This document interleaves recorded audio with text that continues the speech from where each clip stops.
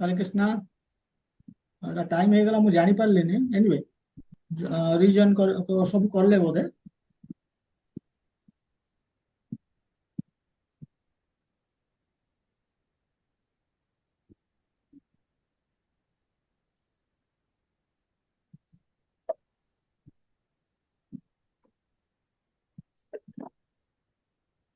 हाँ, आमे एई जिनसटा कहूतिले जे भीष्मदेव कहउचंदी जे ठीक मृत्यु बेलू से अछंती कोठी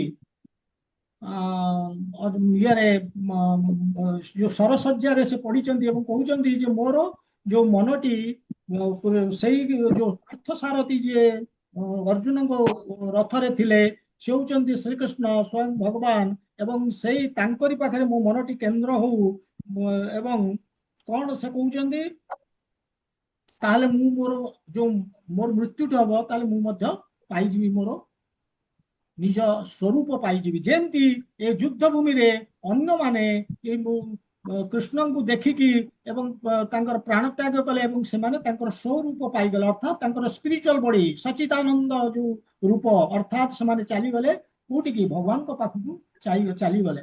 से बर्तमान मुक्ति समान को मिलीगला बोलिके कहउचंदी निजे भीष्मदेव।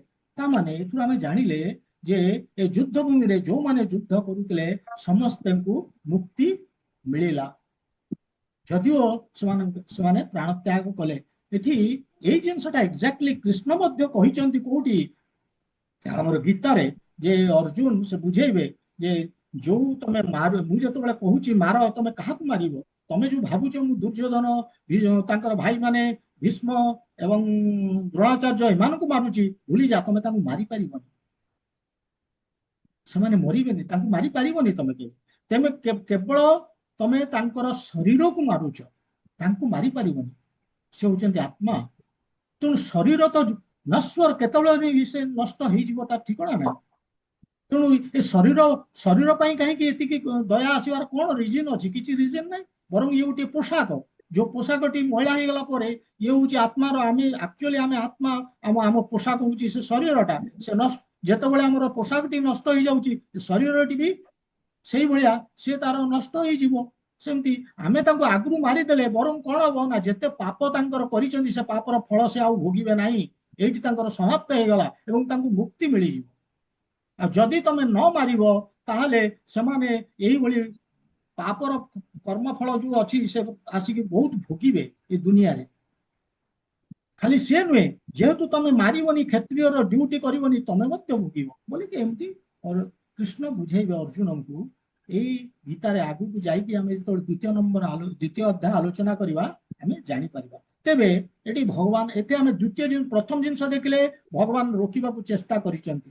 ଏ ନୁହଁ କି ଭଗବାନ ଯୁଦ୍ଧକୁ ରୋକିବାକୁ ଚେଷ୍ଟା କରିନାହାନ୍ତି। ଏ ହେଲା ପ୍ରଥମ। କିନ୍ତୁ ଯେହେତୁ ଦୁର୍ଯ୍ୟୋଧନ ମାନିଲେ ନାହିଁ ଏବଂ ଚାହିଁଲେ ଯୁଦ୍ଧ ତେଣୁ ଭଗବାନଙ୍କ ପାଖରେ ବିକଳ୍ପ ନଥିଲା। ଇଏ ହେଲା ପ୍ରଥମ। ଦ୍ୱିତୀୟ ହିଂସା ହେଲା ବୋଲିକି ଯୋଉ ଆମର ଯୁକ୍ତି ଆସେ ଯେ ଏତେ ବଡ ଯୁଦ୍ଧରେ ବହୁତ ହିଂସା ହେଇଗଲା ତାକୁ ମଧ୍ୟ ଆମେ ଦେଖିଲେ ଭାଗବତରେ କିଛି ହିଂସା ହେଲା ନାହିଁ ବରଂ ସେମାନଙ୍କୁ ମୁକ୍ତି ମିଳିଗଲା ଯାହା କହୁଛି ଆମର ଭାଗବତରେ ଆମର ଯାହା ଲେଖା ହେଇଛି। ଇଏ ହେଲା ଦ୍ୱିତୀୟ। ତୃତୀୟ ଭଗବାନ ଏ ଯୁଦ୍ଧକୁ ଏ ଯୁଦ୍ଧ ମାଧ୍ୟମରେ ସେ ଅଧର୍ମକୁ ବିନାଶ କରେଇଲେ ତାଙ୍କ କାମ ସେୟା ଧର୍ମକୁ ସ୍ଥାପନ କଲେ। ଯୁଧିଷ୍ଠିରଙ୍କୁ ସେ କାହିଁକି ନା ଜନକଲ୍ୟାଣ ପାଇଁ ନହେଲେ ସମସ୍ତେ ଅଧର୍ମୀ ହେଇଯିବେ। ଯଦି ଗୋଟେ ଅଧର୍ମୀ ରାଜା ହବ ଦୁର୍ଯ୍ୟୋଧନଙ୍କ ଭଳି ଅଧର୍ମୀ ଯଦି ରାଜା ହେବେ ତାହେଲେ ଅଧର୍ମ ବଢି ଚାଲିବ ଲୋକମାନେ ଅଧର୍ମୀ ହେଇଯିବେ। ତେଣୁ ଧର୍ମର ସ୍ଥାପନା ଦରକାର ସେଥିପାଇଁ ସେ ଧାର୍ମିକ କାହାକୁ ଗୋଟେ ସେକେଣ୍ଡ ଟିକେ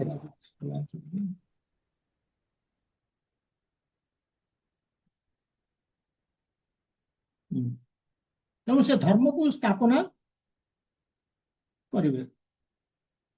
ଇଏ ହେଲା ତାଙ୍କର ମୁଖ୍ୟ ଉଦ୍ଦେଶ୍ୟ। ତାହେଲେ ଏ ଯୁଦ୍ଧ ମାଧ୍ୟମରେ ସେ ଅଧର୍ମକୁ ବିନାଶ କରିକି ଧର୍ମକୁ ସ୍ଥାପନ କରିକି ଏ ଦୁନିଆକୁ ସେ ଗୋଟେ ଶିଖେଇଲେ କଣ ନା ପରୋଧର୍ମ। ପରୋଧର୍ମ ସେଟା ହଉଛି ମୋଷ୍ଟ ଇମ୍ପୋର୍ଟାଣ୍ଟ। କଣ ପରୋଧର୍ମ? ଦେଖନ୍ତୁ ଏଠି ଆମେ ଆଲୋଚନା କରିବା ଯେ ଦୁର୍ଯ୍ୟୋଧନ ସେ କିଏ? ଅଧର୍ମୀ, ଭୌତିକବାଦୀ। ମୁଁ ଏମାନଙ୍କୁ ସମାପ୍ତ କରିକି ରାଜା ହେବି ସାରା ପୃଥିବୀର, ଅପ୍ରତିଦ୍ୱନ୍ଦୀ ରାଜା। କେହି ମୋ ପ୍ରତିଦ୍ୱନ୍ଦୀ କେହି ନଥିବେ ଏବଂ ମୁଁ ସବୁ ସୁଖ ଭୋଗ କରିବି। ମାନେ କେବଳ ଇଏ ହଉଛି ମାନେ ସ୍ୱାର୍ଥବାଦୀ, କେବଳ ନିଜ ସ୍ୱାର୍ଥକୁ ଦେଖୁଥିଲେ। ତେଣୁ ସେ ଅଧର୍ମୀ, ଟୋଟାଲ ଅଜ୍ଞାନତାରେ ଅଛନ୍ତି, ସମ୍ପୂର୍ଣ୍ଣ ଅଜ୍ଞାନତା, ସମ୍ପୂର୍ଣ୍ଣ ଅନ୍ଧାର ଭିତରେ ସେ ଅଛନ୍ତି। ଆଚ୍ଛା, ଏପଟେ ଅର୍ଜୁନ, ଅର୍ଜୁନ କହୁଛନ୍ତି ଧାର୍ମିକ ଯୋଉ ଶାରୀରିକ ଧର୍ମ କଥା ଚିନ୍ତା କରିକି ସେମାନେ ପରିବାରର ଲୋକ ଏମାନଙ୍କୁ କେମିତି ମାରିବି, ତାହେଲେ ଅର୍ଜୁନ କଣ ଚିନ୍ତା କଲେ?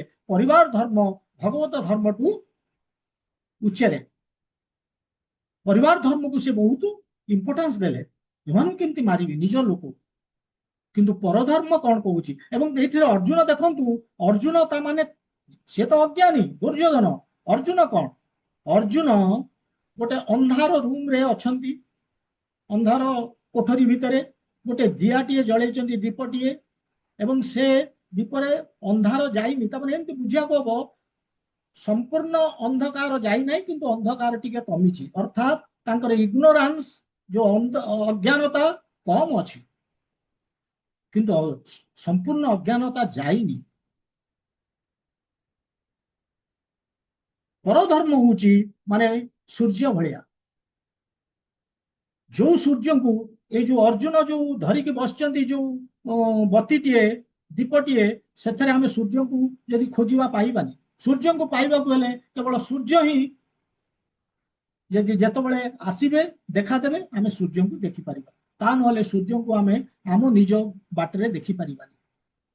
କହିବାର ଅର୍ଥ ହଉଛି ଯେ ମାନେ ଯୋଉ କୁହାଯାଏନି କି ଧର୍ମମ୍ ସାକ୍ଷାତ ମାନେ ଭଗବତ ପ୍ରଣୀତମ ବୋଲିକି, ମାନେ ଯୋଉଟା ଭଗବାନ କହନ୍ତି ସେଇଟା ହିଁ ହଉଛି ଧର୍ମ। ଯାହା ଭଗବାନ ଚାହାନ୍ତି ସେଇଟା ହିଁ ହଉଛି ଧର୍ମ। ଧର୍ମମ୍ ତୁ ସାକ୍ଷାତ ଭଗବତ ପ୍ରଣୀତମ, ଏଇଟା କୁହାଯାଇଛି, ଭାଗବତମରେ ଅଛି। ତେଣୁ ସେଥିପାଇଁ କୁହାଗଲା କଣ ନା ଭଗବାନଙ୍କୁ ପାଇବାକୁ ହେଲେ ଭଗବାନଙ୍କ ଅନୁସାରେ କାମ କରିବାକୁ ପଡିବ। ତେଣୁ ଭଗବାନ ଆମ ପାଖରେ ଆବିର୍ଭାବ ହେବା ଦରକାର, ତାହେଲେ ଆମେ ପରଧର୍ମ କଲେ ଏବଂ ସହି ରାସ୍ତାରେ ଚାଲିଲେ। କିନ୍ତୁ ଆମେ ଏଠି ଦେଖୁଛେ କଣ ନା ଭଗବାନ ହଉଛନ୍ତି ପରମ ପିତା ସମସ୍ତଙ୍କର, କୌରବଙ୍କର, ପାଣ୍ଡବଙ୍କର। କିନ୍ତୁ ସେ ଜାଣିଛନ୍ତି ତାଙ୍କର ପିଲାମାନଙ୍କୁ କିଭଳିଆ ବ୍ୟବହାର କରିବାକୁ ପଡିବ, କାହା ପାଇଁ କଣ ଦରକାର। ଦୁର୍ଯ୍ୟୋଧନ ଦୁର୍ବୁଦ୍ଧି, ଅର୍ଜୁନ ଶିଷ୍ଟ। ଯେମିତି ଗୋଟେ ପିଲାକୁ ଧର ଜ୍ୱର ହେଇଛି 105, ଆଉ ଗୋଟିଏ ପିଲାକୁ ଜ୍ୱର ହେଇଛି 99 ଡିଗ୍ରୀ କି 100 ଡିଗ୍ରୀ ଟେମ୍ପରେଚର ଅଛି ତାର। ଡକ୍ଟର କହିଲେ ଯେ ଯିଏ 99 ହେଇଛି ତାକୁ ଗୋଟିଏ ଟାବଲେଟ ପ୍ରେସକ୍ରାଇବ କରିଦେଲେ, ଯାହାର 105 ତାକୁ ଗୋଟେ ଇଞ୍ଜେକ୍ସନ ଦେଲେ। ବର୍ତ୍ତମାନ ଇଞ୍ଜେକ୍ସନ ବାଲା କହିବ, ଯାହାକୁ ଦେଲେ ସେ କହିବ ଯେ ଆମର ତ ରୋଗ ଏକା, ତାଙ୍କୁ ଜ୍ୱର ହେଇଛି ମତେ ଜ୍ୱର ହେଇଛି, ମତେ କାହିଁକି ଇଞ୍ଜେକ୍ସନ, ତାଙ୍କୁ କାହିଁକି ଟାବଲେଟଟେ, ମୋ ଇଞ୍ଜେକ୍ସନଟା ତାକୁ ଦେଇଦିଅ, ସେ ଟାବଲେଟଟା ମତେ ଦେଇଦିଅ। ଏମିତି ହବ କି? ତେଣୁ ଏଠି ଆମେ ଦେଖିବା ଦୁର୍ଯ୍ୟୋଧନ ଦୁର୍ବୁଦ୍ଧି, ତାଙ୍କ ପାଇଁ ଆଉ କିଛି ମେଡିସିନ ନଥିଲା, ଇଞ୍ଜେକ୍ସନ, ଯୁଦ୍ଧ। ଅର୍ଜୁନ ତାଙ୍କୁ ଏଇଭଳି ଗୋଟିଏ ଟାବଲେଟଟିଏ ଦରକାର, କାହିଁକି ନା ସିଏ ସୁଧା ଅଛନ୍ତି, ସେ ଶିଷ୍ଟ, ସେ ଦୁର୍ବୁଦ୍ଧି ନୁହନ୍ତି, ଦୁର୍ଜନ ନୁହନ୍ତି। ତେଣୁ ତାଙ୍କ ପାଇଁ ଗୋଟିଏ ଟାବଲେଟ, ଗୀତା ତାଙ୍କୁ ଦେଲେ ଭଗବାନ, ଜ୍ଞାନ। ସେ ମୁହଁରେ ଅଛନ୍ତି, ତାଙ୍କୁ ମୁହଁରୁ ବାହାର କରିବେ, ତେଣୁ ଗୀତା ଜ୍ଞାନ ଦେଲେ। ତେଣୁ କାହା ପାଇଁ କଣ ଦରକାର? ଅର୍ଜୁନ ପାଇଁ ଦରକାର ଥିଲା ଗୀତା ଜ୍ଞାନ, ତାଙ୍କୁ ଦେଲେ। ଏଠି ଦରକାର ଇଞ୍ଜେକ୍ସନ ଅର୍ଥ ଯୁଦ୍ଧ, ତାଙ୍କୁ କୃଷ୍ଣ ଦେଲେ। ତେଣୁ ଏଥିରେ କିଛି ଭାବିବାର ନାହିଁ। ତେଣୁ ଭଗବାନ ଜାଣୁଛନ୍ତି ଯେ ତାଙ୍କ ପିଲାମାନେ ପାଇଁ କଣ ଦରକାର, କାହାର କଣ ଦରକାର, ଯାହାର ଯାହା ଦରକାର ସେ ସେଇଭଳିଆ ଦଉଛନ୍ତି। ତେବେ ଆମେ ଦେଖିବା ଯେ ଆହୁରି ଆଉ ତିନୋଟି ଆମେ ଦେଖିବା, ତିନି ଭାଇ ଥିଲେ। ରାବଣ, ସେ ବି ଅଧର୍ମୀ। ପ୍ରଥମ ମୁଁ କହିଲି ଯୋଉ ଦୁର୍ଯ୍ୟୋଧନ ଅର୍ଜୁନ, ଏଠି ଅର୍ଜୁନ କଣ ପରିବାର ଧର୍ମକୁ ଭଗବତ ଧର୍ମ ବା ପର ଧର୍ମ ଅପେକ୍ଷା ଅଧିକା ଚିନ୍ତା କଲେ, ବଡ ବୋଲିକି ଭାବିଲେ। ଏଠି ମୁଁ ଆଉ ତିନୋଟି ଏକ୍ସାମ୍ପଲ ଦଉଛି। ରାବଣ, ଯିଏ ଭାବୁଥିଲା ଯେ ପୃଥିବୀର ସବୁ ଜାଗାରେ ଯୋଉଠି ଅଛନ୍ତି ସ୍ତ୍ରୀ ମାନେ ସେ ମୋର ଏବଂ ମୁଁ ତାଙ୍କୁ ଉପଭୋଗ କରିବି, ସେ ସବୁ ଉଠେଇକି ନେଇକି ଆସୁଥିଲା। ବୋଲେ ଇଏ ହଉଛି ଆସୁରିକ ସ୍ୱଭାବ, ଅଧର୍ମ। ଇଏ ଭଗବାନଙ୍କର ବିରୁଦ୍ଧରେ ଯାଉଛନ୍ତି, ଅଧର୍ମୀ ମାନେ। ଧର୍ମ କଣ ଜାଣନ୍ତିନି। ଧର୍ମର ଅର୍ଥ ଭଗବାନଙ୍କର ଅନୁସାରେ ଚାଲିବା, ଭଗବାନଙ୍କ ସହିତ ସମ୍ପର୍କ ରଖିକି ଭଗବାନଙ୍କ ଅନୁସାରେ ଚାଲିବା। ତେବେ ତାର ଭାଇ କୁମ୍ଭକର୍ଣ୍ଣ, ସିଏ କଣ, ସିଏ ତାଙ୍କର ଭାତୃ ଧର୍ମ ସେ ନିଭଉଛନ୍ତି। ଯେତେବେଳେ ରାବଣ କହିଲେ ଯେ ତମେ ଯୁଦ୍ଧ ହବାକୁ ଯାଉଛି, ତମେ ଯୁଦ୍ଧରେ ମତେ ସାହାଯ୍ୟ କର, କୁମ୍ଭକର୍ଣ୍ଣ କହିଲେ ଯେ ତମେ ଯୋଉ ସୀତାମାତାଙ୍କୁ ନେଇକି ଆସିଛ ଏଟା ଠିକ କାମ କରିନ। ରାମଚନ୍ଦ୍ର ବହୁତ ପରାକ୍ରମୀ, ମୁଁ ଜାଣିଛି, ବଡ ବଡ ଅସୁର ସେ ମାରିଛନ୍ତି, ଏବଂ ତମେ ତାଙ୍କୁ ଫେରେଇ ଦିଅ, ନହେଲେ ନାହିଁ ସେ ତମକୁ ଛାଡିଦେବେ, ନହେଲେ ନାହିଁ ବହୁତ ଅସୁବିଧା କରିବେ, ନହେଲେ ତମକୁ ମାରିଦେବେ। ରାବଣ କହିଲେ ଯେ ଯଦି ମୋତେ ସାହାଯ୍ୟ କରିବା କଥା, ଯୁଦ୍ଧରେ ଭାଗ ନେବା କଥା ନାହିଁ, ମତେ ଆଡଭାଇସ ଦେବା ଦରକାର ନାହିଁ, ଉପଦେଶ ଦେବା ଦରକାର ନାହିଁ। ବାଧ୍ୟ ହେଇକି ସେ କହିଛନ୍ତି ଯେ କହୁଛ ମୁଁ ଯୁଦ୍ଧ କରୁଛି, କିନ୍ତୁ ଯଦି ଯୁଦ୍ଧରେ ମୁଁ ମରିଗଲି ତାହେଲେ ଜାଣ ଯେ ତମେ ସୀତାଙ୍କୁ ଫେରେଇ ଦବ। କାହିଁକି ନା ଆଉ ରାମଚନ୍ଦ୍ର ତମର କିଛି ଅସୁବିଧା କରିବେନି। ତାହେଲେ ସେ ଜାଣିଥିଲେ ସେ ମରିବ ବୋଲି। ତେବେ ଏଠି ସେ କଣ କଲେ, ଭାତୃ ଧର୍ମକୁ ସେ ଇମ୍ପୋର୍ଟାନ୍ସ ଦେଲେ। ଭଗବତ ଧର୍ମଠୁ, ଭଗବତ ମାନେ ଭଗବାନଙ୍କ ଅପେକ୍ଷା ସେ ଭାତୃ ଧର୍ମ, ପର ଧର୍ମ ଅପେକ୍ଷା ଭାତୃ ଧର୍ମକୁ ସେ ଅଧିକା ପ୍ରାଧାନ୍ୟ ଦେଲେ। ତାଙ୍କର ଆଉ ଜଣେ ଭାଇ ଥିଲେ ବିଭୀଷଣ, ତାଙ୍କୁ ଯେତେବେଳେ କହିଲେ ରାବଣ ଯେ ତମେ ମୋର ଯୁଦ୍ଧରେ ମତେ ସାହାଯ୍ୟ କର, ସେ କହିଲେ ଦେଖ ଜଗତ ଜନନୀ ସୀତା, ସେ ତାଙ୍କୁ ତମେ ଉଠେଇକି ଆଣିଛ, ସେଟା ଠିକ କରିନ, ବରଂ ତାଙ୍କୁ ଫେରେଇ ଦିଅ, ମୁଁ ଏ ଯୁଦ୍ଧରେ ଭାଗ ନେଇପାରିବିନି। ଯଦି ନ ନେଇପାରିବ ତାହେଲେ ରାଜ୍ୟରେ ରହିପାରିବନି, ଏ ରାଜ୍ୟ ସୁଖ ତମକୁ ମିଳିବନି। ଏବଂ ସେ ତାକୁ ଗ୍ରହଣ ବି କରିଛନ୍ତି। ସେ କହୁଛନ୍ତି ଏ ପାପର ଭାଗିଦାର ହବା ଅପେକ୍ଷା ମୁଁ ଏ ରାଜ୍ୟ ଆଉ ରାଜ୍ୟର ସୁଖ ମୋର ଆବଶ୍ୟକତା ନାହିଁ ବୋଲିକି ସେ ରାବଣକୁ କହିଛନ୍ତି ଏବଂ ଚାଲି ଯାଇଛନ୍ତି। ସେ ଯାହା ପିନ୍ଧିଥିଲେ, ଯୋଉ ପୋଷାକ ପିନ୍ଧିଥିଲେ, ସେଇ ପୋଷାକରେ ସେ ଭଗବାନ ଶ୍ରୀକୃଷ୍ଣଙ୍କ ପାଖରେ ଯାଇକି ପହଞ୍ଚି ଯାଇଛନ୍ତି, ରାମଚନ୍ଦ୍ରଙ୍କ ପାଖରେ, ଏବଂ କହୁଛନ୍ତି ଯେ ମୁଁ ଆପଣଙ୍କ ପାଖରେ ଶରଣ ପଶିଲି ଏବଂ ମତେ ଆପଣ ସଦ୍ବୁଦ୍ଧି ଦିଅନ୍ତୁ। ତୁମ ପରଧର୍ମକୁ ଅପନେଇଲେ ବିଭୀଷଣ। ତିନି ଜଣଙ୍କ ଭିତରେ ଡିଫରେନ୍ସ ଦେଖନ୍ତୁ। ସେଠି ଯେମିତି ଅର୍ଜୁନ ପରିବାର ଧର୍ମକୁ ଇମ୍ପୋର୍ଟାନ୍ସ ଦେଲେ ଭଗବତ ଧର୍ମ ଅପେକ୍ଷା, ଏବଂ ଦୁର୍ଯ୍ୟୋଧନ ଅଧର୍ମୀ, ଏଠି ଆମେ ଦେଖିଲେ କୁମ୍ଭକର୍ଣ୍ଣ ଭାତୃ ଧର୍ମକୁ ଇମ୍ପୋର୍ଟାନ୍ସ ଦେଲେ ଭଗବତ ଧର୍ମଠୁ ଅଧିକା ବୋଲି ମନେ କରିକି, ଏବଂ ଏପଟେ ରାବଣ ଅଧର୍ମୀ। ଏଇଭଳି ଆମେ ଦେଖୁଛେ କ୍ୟାରେକ୍ଟର। ମୁଁ କହିବି କଣ ପାଇଁ ମୁଁ କହୁଛି। ଦେଖନ୍ତୁ ଏଇଭଳି ସେ ବିଭୀଷଣ ଯାଇକି ସରେଣ୍ଡର କଲେ କାହା ପାଖରେ, ସମର୍ପିତ ହେଲେ ଭଗବାନ ରାମଚନ୍ଦ୍ରଙ୍କ ପାଖରେ। ଠିକ ସେଇଭଳି ପ୍ରହ୍ଲାଦ ମହାରାଜ ଯେତେବେଳେ ହିରଣ୍ୟକଶ୍ୟପକୁ ପ୍ରହ୍ଲାଦ ଯେତେବେଳେ ମାନେ କିଏ ଆମର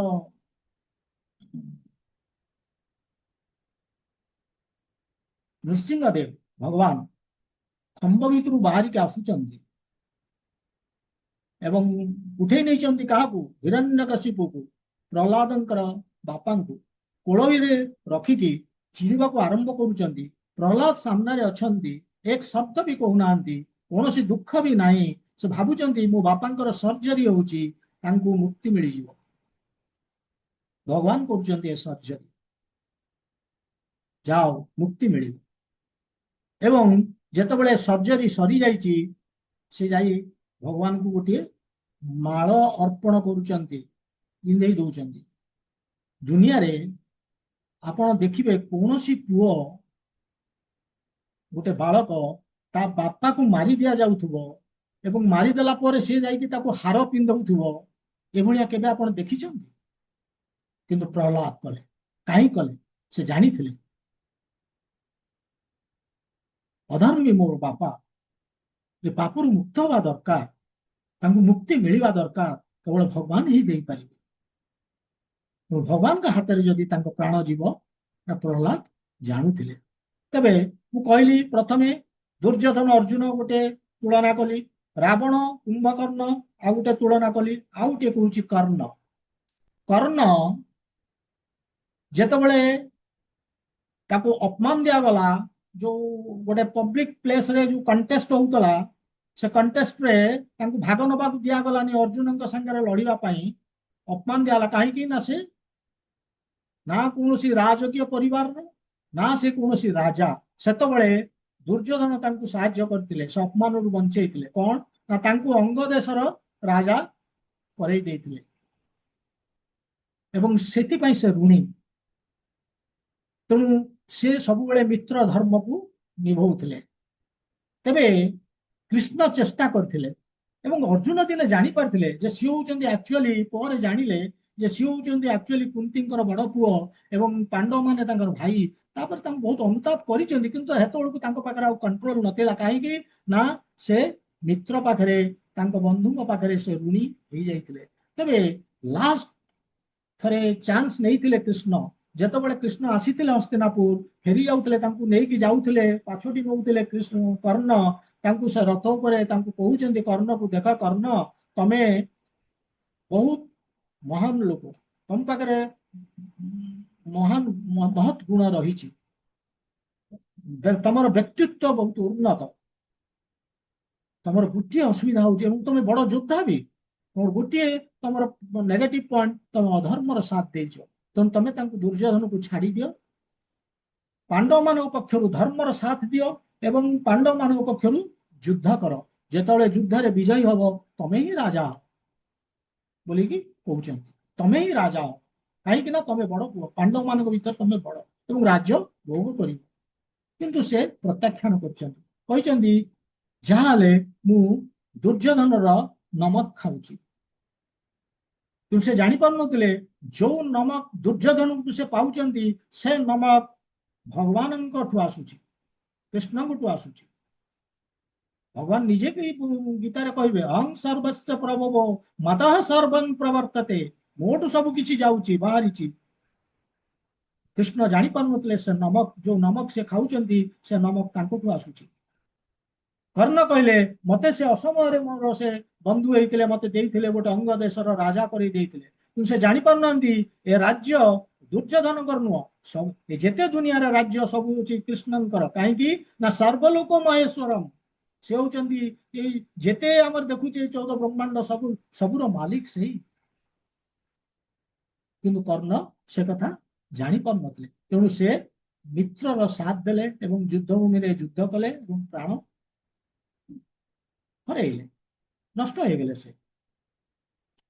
ତେଣୁ ଏଥିରୁ ଆମେ କଣ ଜାଣିଲେ?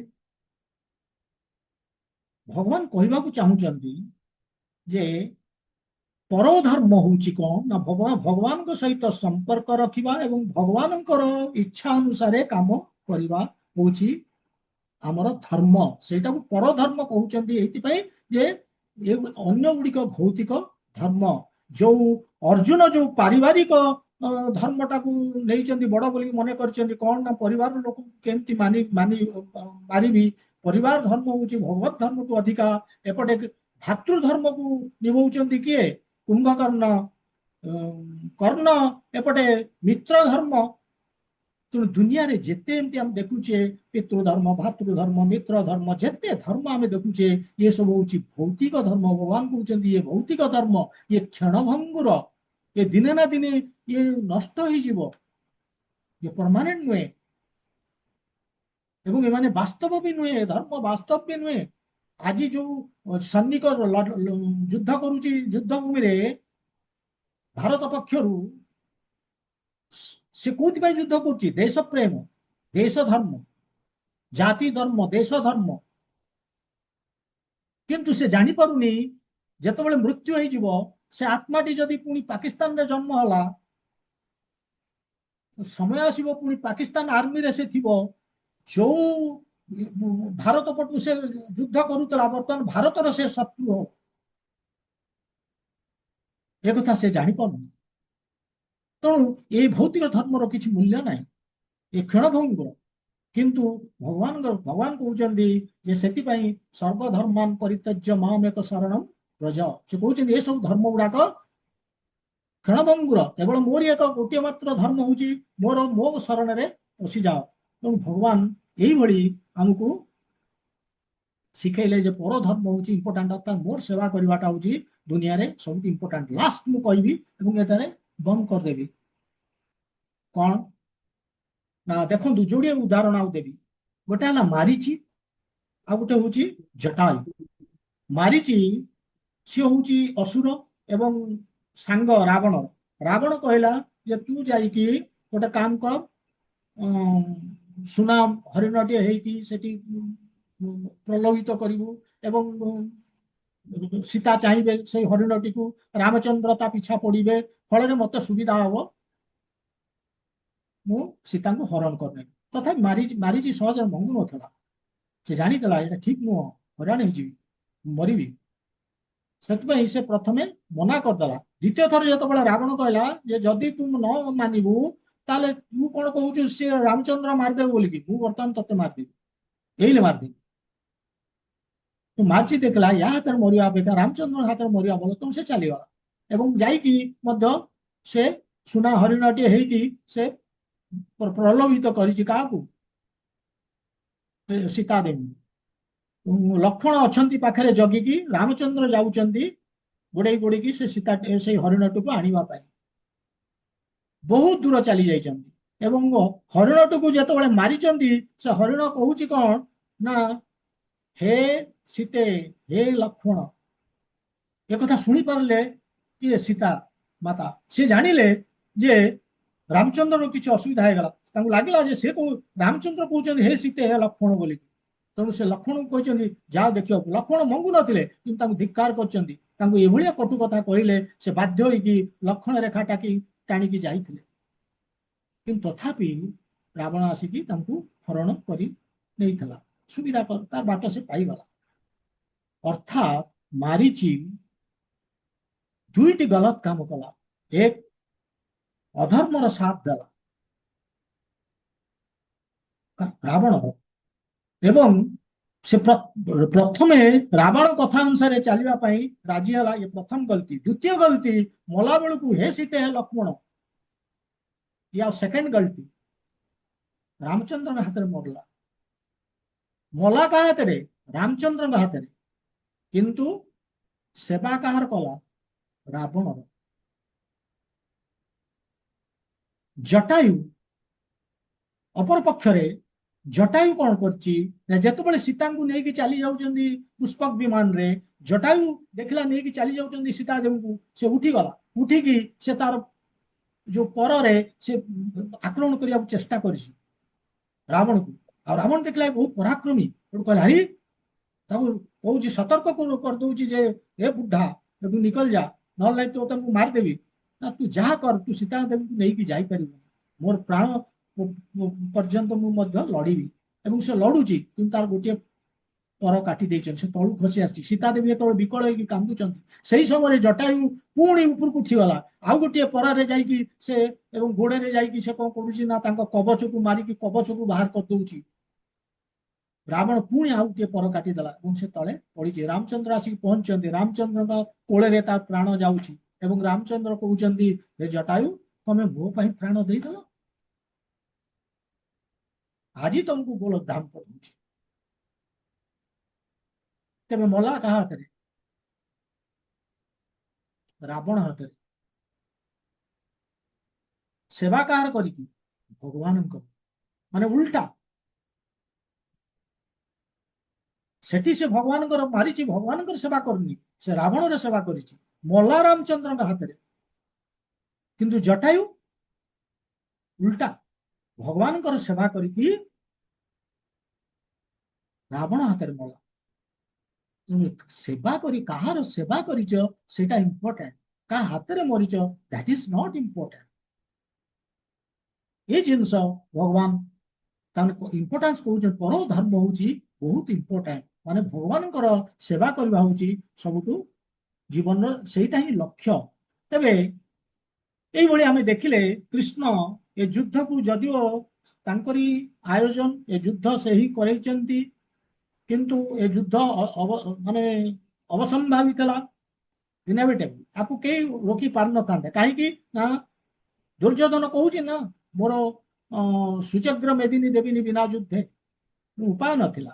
ଏବଂ ଅଧର୍ମକୁ ସମାପ୍ତ କରିବା, ଧର୍ମକୁ ସ୍ଥାପନା କରିବା ଭଗବାନଙ୍କର ଲକ୍ଷ୍ୟ ଥିଲା। ଏବଂ ଏଥିରେ ମଧ୍ୟ କୌଣସି ହିଂସା ହେଲା ନାହିଁ, ସମସ୍ତେ ମୁକ୍ତି ପାଇଲେ। ଯୋଉମାନେ ଭଗବାନ ଏଇ ଯୁଦ୍ଧ ଭୂମିରେ ମଲେ ସବୁ ଗଲେ ଭଗବାନଙ୍କ ଧାମକୁ, ତେଣୁ କୌଣସି ହିଂସା ବି ହେଇନି।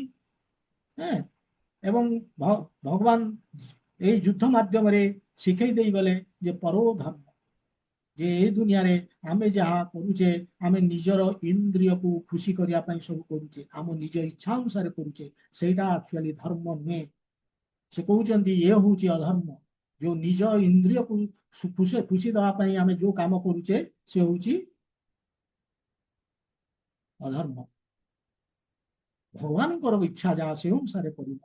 ତେଣୁ ଭଗବାନଙ୍କର ଇଚ୍ଛା କଣ, ଆମେ ଯେତେବେଳେ ଗୀତା ପଢି ପଢିକି ଯିବା ଆମେ ସବୁ ଜାଣିପାରିବା ଭଗବାନଙ୍କର ଆକ୍ଚୁଆଲି ଇଚ୍ଛା କଣ ଏବଂ କଣ ଆମେ ଚାହୁଁଛନ୍ତି ଆମଠୁ। ଯେତେବେଳେ ଆମେ ଦ୍ୱିତୀୟ ଅଧ୍ୟାୟରୁ ପଢି ଚାଲିବା ଆମେ ଜାଣିବା ଭଗବାନ କଣ ଚାହୁଁଛନ୍ତି। ସେ ଅନୁସାରେ ଯଦି ଆମେ କାମ କରିପାରିଲେ ତାହେଲେ ଆମେ ମଧ୍ୟ ଏ ଜଟାୟୁ ଭଳିଆ ଆମେ ଯାଇପାରିବା ଗୋଲକଧାମ, ମୁକ୍ତି ମିଳିପାରିବ। ହରେ କୃଷ୍ଣ, ଆଜି ସମୟ ହେଇଗଲା, ତେବେ ଯାଅ। ଆଉ ଆମେ ନେକ୍ସଟ ପୁଣି ଆସିବା ଏଇ ବୁଧବାର, ପୁଣି ଆସିବା। ଆଜି ରବିବାର, ବୁଧବାର ଆସିବା, ସେଠି ଆମେ ଦ୍ୱିତୀୟ ଅଧ୍ୟାୟ ଆରମ୍ଭ କରିବା, ଯୋଉଟା କି ବହୁତ ମହତ୍ୱପୂର୍ଣ୍ଣ ଶ୍ଲୋକ ଆରମ୍ଭ ହେଲା ଦ୍ୱିତୀୟ ଅଧ୍ୟାୟରୁ। ଭଗବାନ ତାଙ୍କର ଦିବ୍ୟ ଜ୍ଞାନ ଦେବା ଆରମ୍ଭ କରିବେ 11 ନମ୍ବର ଶ୍ଲୋକରୁ। ଏଗେନ 1 ରୁ 10 ପର୍ଯ୍ୟନ୍ତ ଆମେ ଦେଖିବା ଯେ କିଛି ନା କିଛି ପୁଣି ସନ୍ଦେହ ରହୁଛି ଅର୍ଜୁନଙ୍କର, ଏବଂ ତାକୁ କେମିତି ସମ୍ମୁଖୀନ ହଉଛନ୍ତି ତାର ଭଗବାନ କୃଷ୍ଣ, ତାକୁ ଆମେ ଦେଖିବା। ତାପରେ 11 ରୁ କଣ ସେ ଦିବ୍ୟ ଜ୍ଞାନ ଦଉଛନ୍ତି ତାକୁ ମଧ୍ୟ ଆମେ ଜାଣିବା। ହରେ କୃଷ୍ଣ, ଆଜି ଏତିକିରେ ରହୁଛି, ପୁଣି ଆସିବା ବୁଧବାର। ग्रंथराज श्रीमद् भगवद गीता की जय, श्रीला प्रभुपाद की जय, गौर भक्त वृंद की जय। हरे कृष्ण।